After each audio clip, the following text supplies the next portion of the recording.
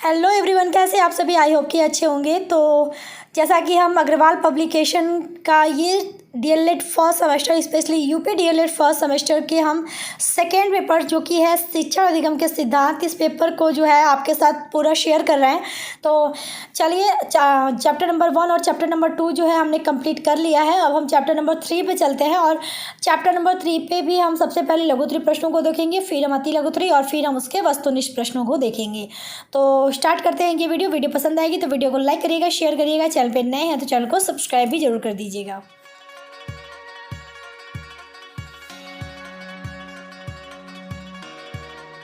तो ये है हमारा चैप्टर नंबर 3 यानी अध्याय 3, और इस अध्याय 3 का जो नाम है वो है शिक्षण के सिद्धांत, थ्योरीज ऑफ टीचिंग।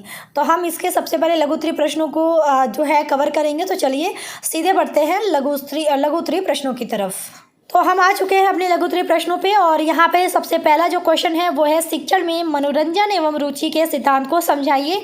और यहाँ पे आप ये देख पाएंगे कि ये क्वेश्चन जो है किस साल पूछा है। तो 2023 का पेपर अगर आप देखें तो उसमें ये क्वेश्चन जो है जो पूछा जा चुका है।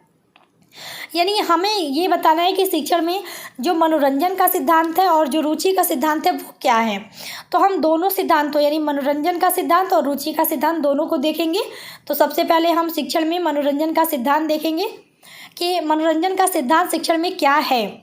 तो सबसे पहले जो चीज़ें लिखी गई है मैं उसको पढ़ देती हूँ, ताकि अगर आपको कहीं पर भी ये समझ में ना आए कि क्या चीज़ें लिखी गई हैं तो वो आपको अच्छे से स्पष्ट हो जाए। तो मनोरंजन लंबी अवधि तक चलने वाली कक्षाओं की थकान मिटाता है, एक रास्ता को तोड़ता है। यह छात्रों को पुनः सीखने के लिए ऊर्जा प्रदान करता है। जब तक शिक्षण कार्य में मनोरंजनात्मक क्रियाएं समाहित नहीं होती हैं, पढ़ाने वाले दोनों पर सकारात्मक प्रभाव नहीं पड़ेगा। मान लीजिए हमें गणित में पढ़ाना सिखाना हो तो इसे आप इस रूप में कहकर कविता का रूप देकर शिक्षण को मनोरंजनात्मक बना सकते हैं कि सीखने वाले बरबस गणित में रुचि लेने लगें। अब इस चीज़ को बहुत अपने भाषा में समझते हैं, जो हम जनरल लाइफ में भाषा यूज करते हैं उसमें समझते हैं। तो मान लीजिए कि आपकी क्लास चल रही है और आपका अध्यापक आपको कोई भी विषय पढ़ा रहा है ना, ऐसा नहीं कि कोई यहाँ पे गणित लिखा है तो गणित ही आप लेंगे। कोई भी विषय अध्यापक अगर पढ़ा रहा है, मान लीजिए साइंस पढ़ा रहा है, इतिहास पढ़ा रहा है, तो हम एक मान लीजिए इतिहास का ही विषय मान लेते हैं। तो इतिहास पढ़ाने के देखिए तरीके अलग अलग हो सकते हैं। एक तो अध्यापक केवल क्लास में जो भी इतिहास की पुस्तकें हैं उसमें जो चीज़ें लिखी गई हैं बस केवल उसी को पढ़ के बोल दे, तो वो हमारा होता है कि मतलब पढ़ाने का एक तरीका है कि केवल आप रट्टेबाजी करा रहे हैं, आप केवल जो चीज़ें लिखी हैं उसको केवल आप बोल के बस बता दे रहे हैं। तो वहाँ पे क्या होता है कि जो किताबी भाषा है, अगर अध्यापक उसको बोल के ना भी पढ़ाए तभी बच्चा तो ऑटोमेटिक उसको बोल के जो है खुद भी पढ़ के भी जान लेगा। तो वहाँ पे डिफरेंस कहाँ पे आएगा कि आप पढ़ा क्यों रहे हैं। पढ़ाने से क्या वहाँ पे कोई उद्देश्य निकल पाएगा पढ़ाने का? नहीं निकल पाएगा। तो उससे क्या होता है कि क्लास आप देखें तो बच्चे जो है बोर हो जाते हैं कि क्या पढ़े, सब बस अध्यापक आते हैं, बस ऐसे ही जो है क्लास में जो भी लिखे गए पैराग्राफ है उसको पढ़ देते हैं, हो जाता है काम। तो बच्चों का जो इंटरेस्ट है वो ख़त्म हो जाता है, बच्चे उस चीज़ में इंटरेस्ट ही नहीं लेते। चाहे आप देखें तो ये गणित हो, इतिहास हो, सब में ये चीज़ें कॉमन है। कोई भी विषय अगर अध्यापक ऐसा है जो कि बच्चों को इंटरेस्ट के साथ नहीं पढ़ाता, केवल किताबी भाषा बस रट्टा मार के बोल देता है, तो वहाँ पे बच्चों का पढ़ने में जो मन है वो नहीं लगता है। तो ना तो पढ़ाने वालों पर जो है कोई अच्छा इम्पैक्ट आता है, ना तो पढ़ने वालों पर, यानी दोनों में ही सकारात्मक प्रभाव नहीं होता। अध्यापक भी बेमन से जो भी लाइनें हैं वो पढ़ दे रहा है, बच्चे भी बेमन से जो चीज़ें बोल रहा है वो सुन ले रहे हैं। तो ऐसी क्लास जो है वो नीरस हो जाती है, वहाँ पढ़ने का भी मन नहीं करता है, क्लास भी बोरिंग लगने लगती है, बच्चे बहुत नीरस तरह से लगने लगते हैं कि बस किसी तरह ये क्लास कवर हो जाए, ख़त्म हो जाए, ये उनके मन में चलने लगती है। लेकिन वहीं पर एक दूसरा अध्यापक ऐसा है जो इतिहास को भी कुछ किस्से, कहानियों, कविताओं, कुछ चुटकुले, कुछ भी यूज करके जब चीज़ों को पढ़ाता है तो वहाँ पे क्या होता है कि जो क्लास है वो बहुत एक्टिव हो जाती है। अगर अध्यापक ऐसा हो कि आपको जो भी एग्जाम्पल भी अगर वो ऐसा दे जो कि आपके लाइफ से जुड़ी हुई हो, तो बच्चों को उससे समझना आसान होता है, तो बच्चों का ध्यान भी बना रहता है। आप बीच बीच में बच्चों से भी कुछ प्रश्न पूछ सकते हैं या कुछ कहानियाँ, कुछ किस्से शेयर करने के लिए कह सकते हैं कि क्या आपकी लाइफ में भी आपके आसपास भी इस तरह का कोई केस होता है तो आप भी बताइए। तो इस तरह से अगर आप बच्चों को उसमें जो है इंटरेस्ट पैदा करने के साथ साथ अगर चीज़ों को पढ़ाएंगे तो बच्चा जो है विषय में पढ़ने में भी रुचि लेगा, चाहे वो कोई विषय हो, इतिहास हो, भूगोल हो, गणित हो, विज्ञान हो, कोई भी विषय हो। ठीक है, तो ये मनोरंजन का सिद्धांत है कि हमें जब भी जो शिक्षण कार्य होता है अगर उसमें मनोरंजनात्मक क्रियाएं अगर हम समाहित करेंगे तो उससे क्या होता है कि क्लास का जो कक्षाओं का थकान है वो दूर हो जाता है, बच्चों में जो निरस्ता होती है क्लास को लेके वो ख़त्म हो जाती है, बच्चा सीखने के लिए एक्टिव हो जाता है। तो ये होता है शिक्षण में मनोरंजन का सिद्धांत। आई होप कि आपको ये क्लियर हो गया हो। अब हमारा दूसरा था शिक्षण में रुचि का सिद्धांत, तो इसको मैं पढ़ के पहले मैं बता देती हूँ। तो बालक की जिस विषय में रुचि होती है वह उस विषय को बहुत आसानी से सीख लेता है और समझ लेता है। इसीलिए एक कुशल शिक्षक शिक्षण विधियों को निर्धारित करने से पहले बालकों की रुचि को काफ़ी महत्व देता है। रुचि के सिद्धांत के अनुसार शिक्षण को पठनीय, स्पष्ट और रुचिपूर्ण बनाने के लिए प्रत्येक पाठ में एक लक्ष्य निर्धारित करना चाहिए ताकि उसके प्रति बालक में रुचि उत्पन्न हो और वह तन्मय होकर उस चीज़ को सीखे। इस प्रकार अच्छी शिक्षा प्रणाली के लिए रुचि का सिद्धांत बहुत मायने रखता है। शिक्षक को पहले छात्र के रुचि के बारे में जानना चाहिए और उस रुचि के विकास पर कार्य करना चाहिए। एक बार रुचि विकसित हो जाएगी तो छात्र स्वयं ही ज्ञान को अर्जन करने में लग जाएगा। इसके लिए जरूरी है कि शिक्षक किसी भी विषय को सरल से कठिन के क्रम में प्रस्तुत करे ताकि बालक एक बार जब उस विषय को समझने में सफलता मिल जाए तो वह सफलता उस बालक को संतोष देगी और वह संतोष बालक में उस विषय के प्रति रुचि जागृत करेगा। अच्छा, तो इस चीज़ को ऐसे समझते हैं कि मान लीजिए जैसे अब यहाँ पर जो सिद्धांत हमारा ये रुचि का सिद्धांत है उसको हम कैसे समझेंगे। तो मान लीजिए कि एक क्लास है जिसमें कि गणित विषय पढ़ाया जा रहा है और आप भी जानते हैं कि गणित एक ऐसा विषय है जिससे कि काफ़ी लोग डरते हैं, इस विषय में वो इंटरेस्ट नहीं लेते। तो क्यों नहीं लेते? क्योंकि उनको उस विषय के प्रति जो लेवल था पढ़ाने का वो उनको हमेशा से कठिन करके दिया गया, उनको समझाने के बजाय उनको उन पे प्रेशर डाल दिया गया उस विषय को लेके। लेकिन अगर शायद उसको पढ़ाने का तरीका थोड़ा चेंज होता तो हर बच्चे का इंटरेस्ट जो है गणित में ज़रूर होता, क्योंकि गणित तो है एक इंटरेस्टिंग सब्जेक्ट। ये आप भी जानते हैं, जो शुरुआत में आपने देखा होगा कि वाकई में गणित सरल है, लेकिन अगर वो आ जाए आपको तब, और ये हर विषय से संबंधित है कि अगर आपको कोई भी विषय सरल तब लगेगा जब उसकी शुरुआत, उसकी नींव अच्छी होगी। तो अब हम ये कहें कि रुचि के सिद्धांत में कि मान लीजिए गणित जैसे हमने कहा, तो गणित में अगर आपको एक बहुत लंबा कैलकुलेशन दे दिया गया कि अब इसको कैलकुलेट करो और बच्चे के सामने अचानक से उस कैलकुलेशन को दे दिया गया कि इसको कैलकुलेट करके बताओ कि कितना आएगा, तो बच्चा उससे डर जाएगा और शायद उसकी रुचि गणित में ख़त्म होती चली जाएगी। लेकिन हम एक बड़ा कैलकुलेशन देने के बजाय हम बच्चे को पहले 1 डिजिट के कैलकुलेशन दें और उसको भी बताएं कि इसको कैलकुलेट कैसे करा जाता है। हम उसको टेबल याद करवाएं ज़रूर, लेकिन हम केवल टेबल को रट्टा ना मरवाएं। हम उन्हें ये बताएं कि टेबल में वैल्यू कैसे आई। जैसे हमने कहा कि 2 1 कम 2, 2 दूनी 4, 2 3 6, तो हमने केवल ये टेबल अगर बच्चों को रटवा दिया तो शायद बच्चे में भूलने के चांसेस जो है वो बढ़ जाते हैं। इसीलिए बच्चा गणित में डर जाता है कि उसे टेबल याद नहीं है। लेकिन हम उससे बच्चे को ये बताएं कि टेबल बच्चा जो है वो कठिन नहीं होता है। आप बस 2 में 2 जोड़ दो तो वो आपका 2 बार अगर 2 जोड़ो तो वो 4 आ गया, तो उसी को हम 2 दूनी 4 कहते हैं। उसी तरह 2 को 3 बार जोड़ो, 2 + 2 + 2, तो वो हमारा 3 टाइम हो गया, तो 2 3 6। तो हम अगर बच्चे को टेबल का भी एक ट्रिक बता दें कि बच्चा टेबल इस तरह से, अगर आप भूल गए हो कभी टेबल तो आप ऐसे करोगे तो आपको टेबल जो है आपकी कंप्लीट हो जाएगी। तो जब बच्चे को हम शुरुआत अगर नींव उसकी अच्छी कर दें, हम उसे टेबल की वैल्यू कैसे निकालते हैं, जैसे पहाड़ा जो है उसको हम किस तरह से करेंगे, बच्चों को प्रेशर न डालें पहाड़ा के लिए कि पहाड़ा आपको इस तरह याद करना है। हमने उनको उसकी ट्रिक बच्चों को बता दी तो बच्चा कभी भूलेगा नहीं। अगर कभी बच्चा भूल गया पहाड़े को तो वो उसको खुद से किस तरह से हमने बताया कि तरीका क्या है उसको निकालने का, तो उस तरीके से वो निकाल के वैल्यू पता कर लेगा। उसी तरह चाहे हम उसे गणित में अगर मल्टीप्लिकेशन का दे रहे हैं तो हम उसे छोटी छोटी 1 डिजिट की मल्टीप्लिकेशन करना सिखाएं, हम उसे फिर 2 डिजिट की कराएं और बच्चे को हम प्रैक्टिस कराएं। तो जब बच्चा प्रैक्टिस करके किसी क्वेश्चन को हल कर लेता है ना, तो ये आप देखेंगे कि उसका मनोबल जो है वो बढ़ जाता है, उसका इंटरेस्ट भी धीरे धीरे बढ़ने लगता है। तो वही चीज़ यहाँ पे कहा गया है कि हमें जो है पहले एक लक्ष्य निर्धारित करना होगा कि हमारा ये लक्ष्य है कि बच्चे को कोई भी चीज़ किस तरह से सिखाए कि उस बच्चे को वो टॉपिक जो है अच्छे से समझ में आ जाए। तो हम उसके लिए रुचि बनाने के लिए हम शुरुआत जो है वो बेसिक से करते हैं, सरल से कठिन की तरफ चलते हैं, ताकि बच्चे का जो है इंटरेस्ट भी बना रहे और बच्चा जब धीरे धीरे चीज़ों को समझता चला जाएगा तो वो बाद में कठिन चीज़ों को भी समझ जाएगा। तो रुचि का सिद्धांत हमें यही कहता है कि हमें जैसे बच्चे का जो इंटरेस्ट है, जो रुचि है, वो हमें विकसित करना पड़ेगा और उसके लिए हमें बच्चों को आसानी से कोई भी चीज़ सिखाना होगा, ताकि बच्चा आसानी से चीज़ों को समझे और उस विषय में फिर वो रुचि भी लेने लगे, और जिससे कि उसका जो शिक्षा प्रक्रिया है वो उसकी बेहतर हो पाए। ठीक है, तो ये ओवरऑल कहने का तात्पर्य इसमें यही था। इतना लंबा चौड़ा जो लिखा है ये मैंने बता दिया आपको तरीका कि इसमें कहने का तात्पर्य क्या है। पहले तो शिक्षक को ये जानना पड़ेगा कि बच्चे का इंटरेस्ट क्या है, और फिर उसके हिसाब से बच्चे के क्या नॉलेज है, क्या इंटरेस्ट है, उसके हिसाब से फिर बच्चे का अगर वो शिक्षा शुरू करता है, ताकि बच्चे का जो रुचि है वो धीरे धीरे उसकी जो है विकसित हो और बच्चा वाकई में उस चीज़ में इंटरेस्ट लेके पढ़ाई करने लगे, शिक्षा लेने लगे, ताकि बाद में वो सरल से कठिन की तरफ भी बढ़े, तभी उसे जो है कोई प्रॉब्लम ना आए। तो ये हमारा पहला प्रश्न हो गया। अब हमारी बारी आते हैं सेकेंड प्रश्न की, जो है व्यक्तिक भिन्नता के सिद्धांत से आप क्या समझते हैं, संक्षेप में बताइए। और ये प्रश्न 2023 में पूछा जा चुका है।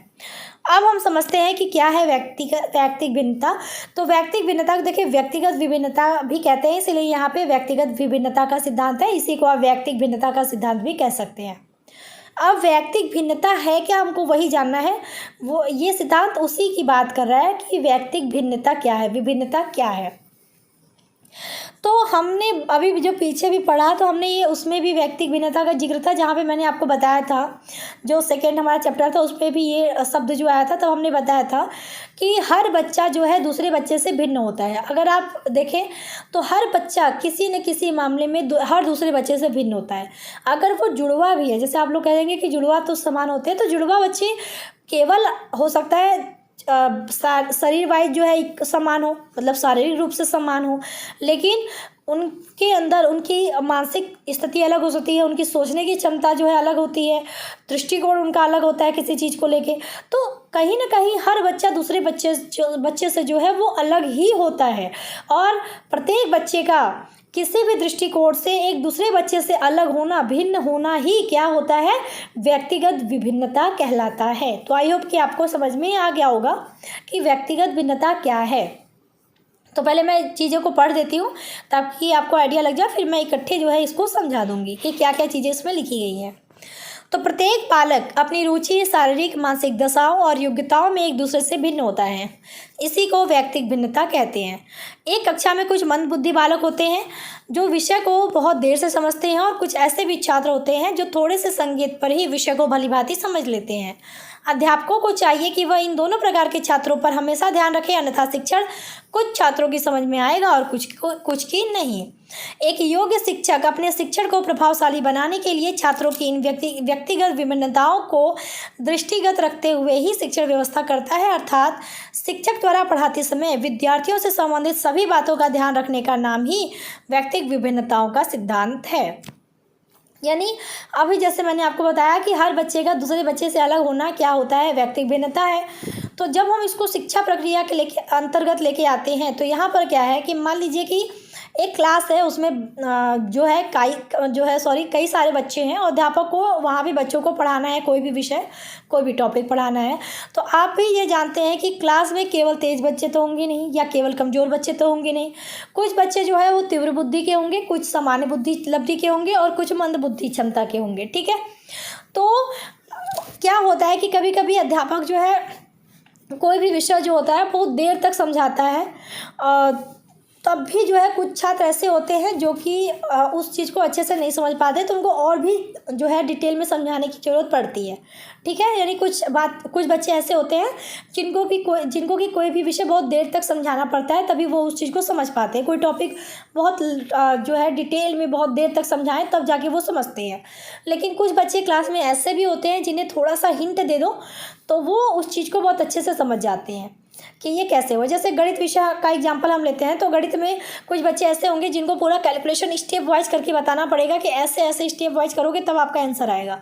कुछ बच्चे को बस इतना बोल दो कि ये फार्मूला यूज करके लगा लो, वो बस ये हिंट लेके कि ये फार्मूला लगा लो, वो बच्चे पूरा क्वेश्चन सॉल्व कर लेते हैं।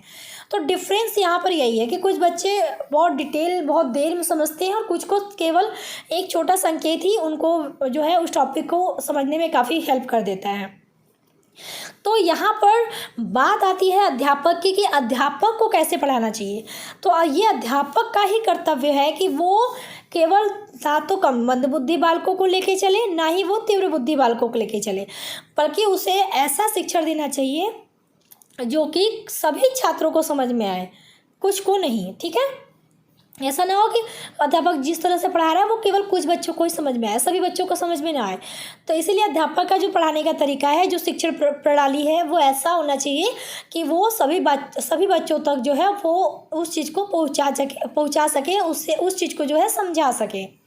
यानी यहाँ पर अध्यापक का ये कर्तव्य है कि वो अपनी जो पढ़ाने की शैली है उसको प्रभावी बनाने के लिए वो हर बच्चे यानी हर व्यक्तिगत विभिन्नताओं को दृष्टिकोण में रखते हुए अपनी शिक्षण व्यवस्था करे। यानी हर बच्चे को ध्यान में रखते हुए कि कौन सा बच्चा किस बुद्धि लब्धि का है, उसको ध्यान में रखते हुए वो अपना शिक्षण प्रणाली जो है वो अपनाए, ताकि सभी बच्चे जो है उस टॉपिक को या उस विषय को अच्छे से समझ पाएँ और उस चीज़ को सीख पाएँ। और यही जो सिद्धांत है जिसके अंतर्गत अध्यापक जो है पढ़ाते समय विद्यार्थियों से संबंधित सभी जो चीज़ें हैं, सभी जो बातें हैं, सभी जो उनका जो दृष्टिकोण है, उनकी जो रुचि है, उनकी जो बुद्धि लब्धि है, वो बच्चों के सभी पहलुओं को ध्यान में रखते हुए जब पढ़ाए तो उस चीज़ को, उस सिद्धांत को हम कहते हैं कि वो सिद्धांत क्या है, व्यक्तिगत विभिन्नताओं का सिद्धांत है। यानी इस सिद्धांत में ये शिक्षक का कर्तव्य है कि वो पढ़ाते समय विद्यार्थियों से संबंधित सभी चीज़ों को ध्यान में रखकर ही पढ़ाए। तो ये होता है व्यक्तिगत विभिन्नता का सिद्धांत। तो आई होप कि आपको ये क्लियर हो गया होगा। चलिए आगे बढ़ते हैं।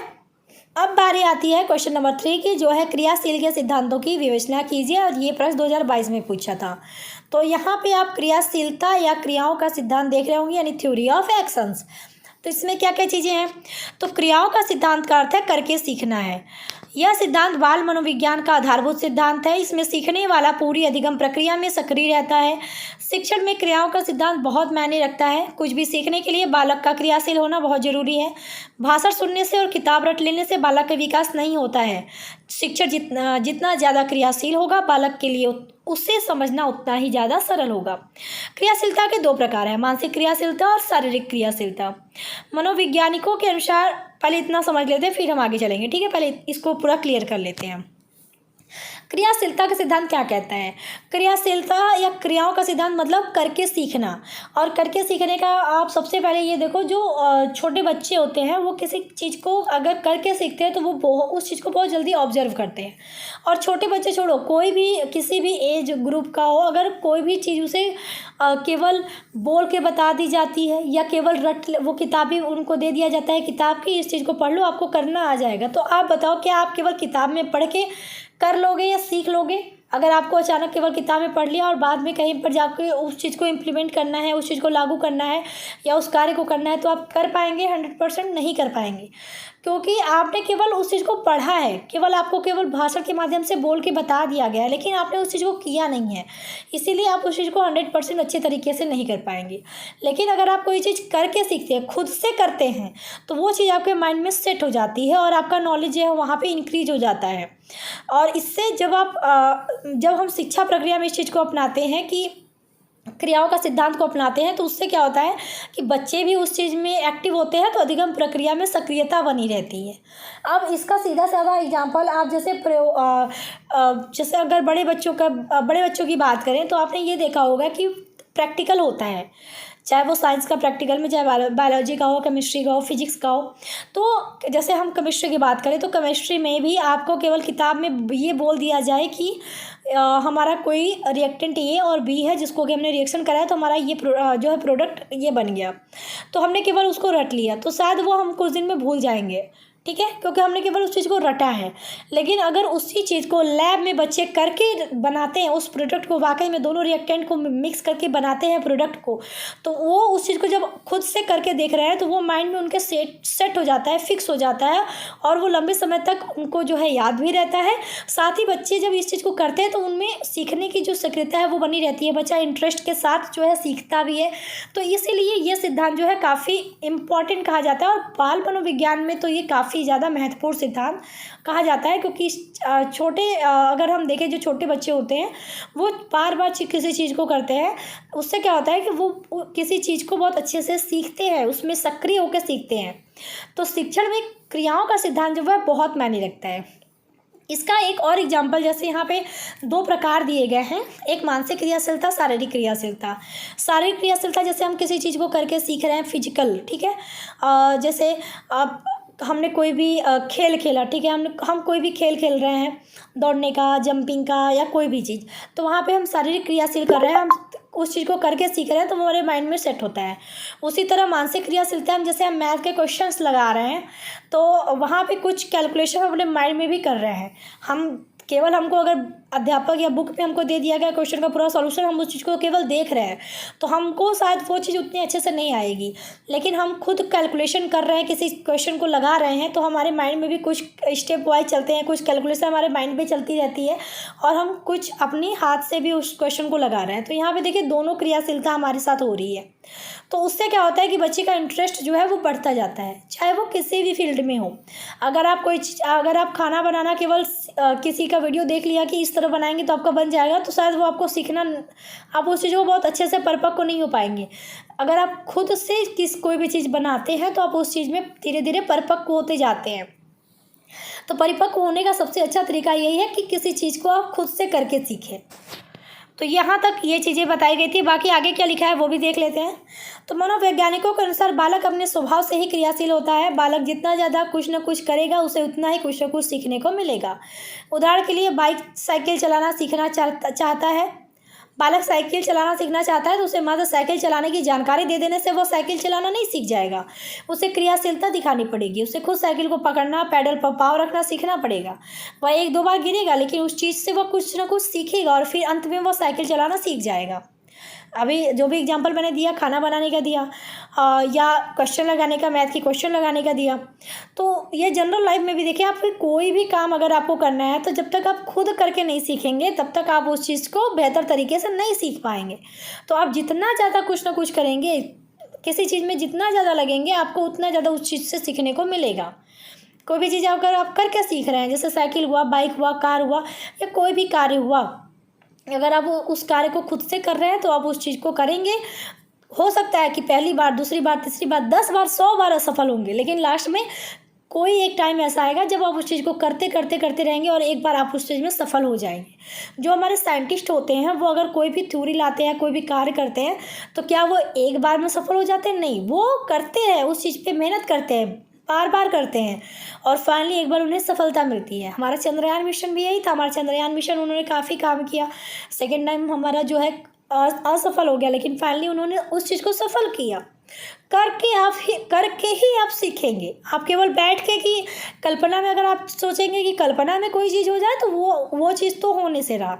आप जितना ज़्यादा किसी चीज़ में इन्वॉल्व होंगे, करके सीखने पे इन्वॉल्व होंगे, उतना ज़्यादा ही आप धीरे धीरे उस चीज़ से कुछ न कुछ सीखेंगे, और फाइनली आप सीख भी जाएंगे। आगे यहाँ पे है कि प्रसिद्ध शिक्षा शास्त्री फ्रॉबेल ने इसी को ध्यान में रखते हुए करके सीखने के सिद्धांत का प्रतिपादन किया, तथा इसी के आधार पर किंडरगार्टन पद्धति का प्रतिपादन किया गया।